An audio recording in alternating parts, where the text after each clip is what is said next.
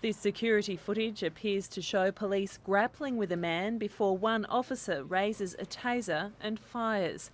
Police say they were called to a robbery at a convenience store on King Street in Sydney's CBD around 5:30 on Sunday morning. The suspect had left but was found soon after on Pitt Street.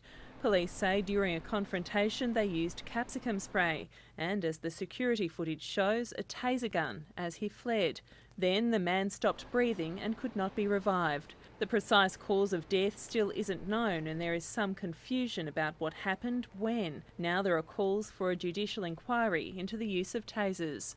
The issue here, I think, has to be, whilst the police and politicians have been saying this is a safer alternative, the issue has to be why have there been a number of deaths as a result of the use of tasers or where tasers have been involved. I am concerned that someone's died. Obviously I'm concerned someone's died. I'm concerned the victim has yet to be identified.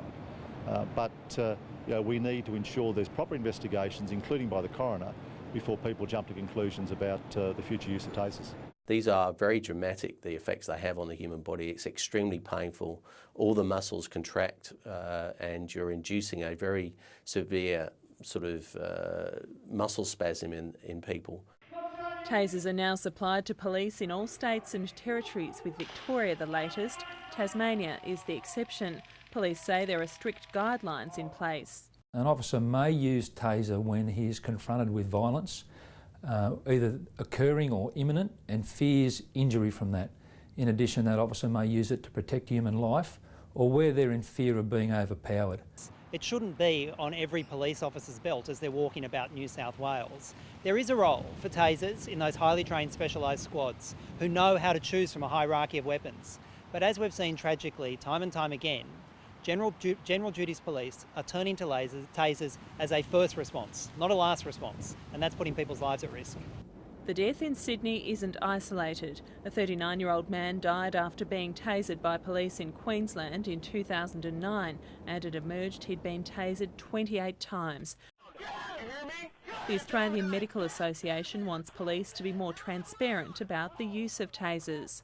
It would be very useful if the police forces in Australia release their information on how often they use tasers, how frequently people get taken to hospital afterwards, and how many people have to stay in hospital, because then the public could get an idea about how safe or unsafe the use of tasers is. The State Crime Command's Homicide Squad is investigating the Sydney incident.